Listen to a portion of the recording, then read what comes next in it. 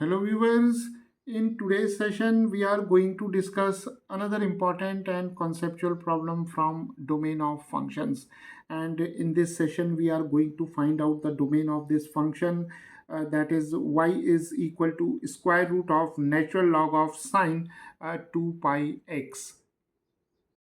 So here we have to search for all the valid values of x for which this function y is defined, right? So in order to find out the domain of this function, we are going to make use of some concepts from trigonometry, right?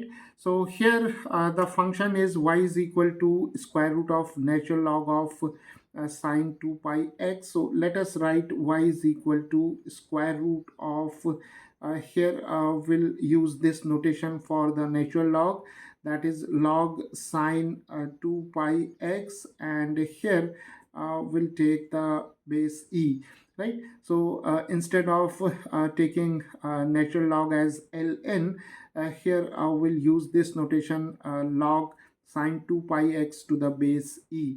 So the first condition for determining the domain of this function, this quantity which is inside the square root sign, it has to be greater than or equal to 0.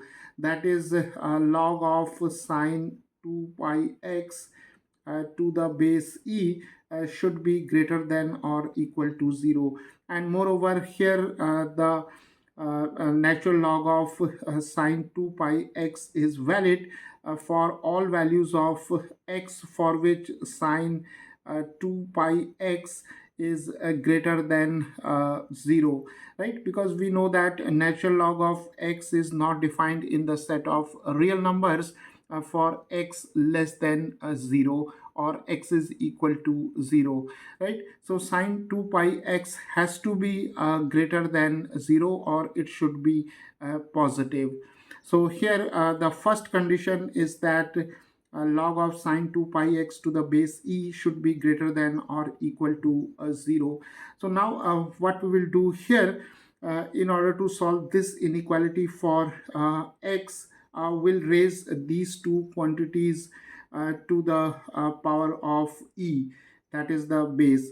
So here we can now write e raised to log of sine 2 pi x, and here we have the base e, and here we have e raised to 0. So raising these two numbers to the power of e, we have now this inequality. Now here we can make use of this important result, that is e raised to log of say p is equal to p, and here we have this form, that is e raised to log e sine 2 pi x. So here the value of p is sine 2 pi x, and e raised to 0 is equal to 1. So we can now write this expression equal to sine 2 pi x, and here we have 1. So sine 2 pi x is greater than or equal to 1. So here we have also used this concept, that is if we have the exponential function say y is equal to a raised to x, then this function is increasing function for all values of a greater than 1, right? So when we have raised these two numbers to the power of e, then the direction of the inequality remains the same, that is it is not reversed, because the exponential function y is equal to a raised to x for a greater than 1, the function is increasing function, right? So now we have sine 2 pi x is greater than or equal to 1, and from trigonometry we know that sine theta it lies between -1 and 1, that is sine theta cannot be less than -1, and it cannot exceed 1, right? So here the maximum value of sine theta is 1 and the minimum value is -1, and here we see that sine 2 pi x is greater than or equal to 1. So sine 2 pi x cannot be greater than 1 due to this result. So therefore we have to retain only the equality sign here. That is, we have to take only sine 2 pi x is equal to 1, because we have to discard sine 2 pi x greater than 1, because sine theta cannot be greater than 1, right? So now we have this trigonometric equation. So now to solve this trigonometric equation, we can now write sine 2 pi x is equal to sine pi by 2, because sine 90 degrees is equal to 1. So now this equation is of this form, that is sine theta is equal to sine alpha, and the general solution of this type of trigonometric equation is given by theta is equal to n pi plus minus 1 raised to n, and here we have alpha, right? And n belongs to the set of integers. So here if we compare this equation with this one, then the value of theta is 2 pi x, and the value of alpha is pi by 2, right? So using this relation, we can now write the general solution of this equation as theta is equal to n pi plus minus 1 raised to n alpha. So theta is 2 pi x, so we have 2 pi x is equal to n pi plus minus 1 raised to n, and here we have pi by 2. So now we can cancel the factor pi on both sides. So here we have 2 pi x, here we have pi, and n plus minus 1 raised to n, and here we have half.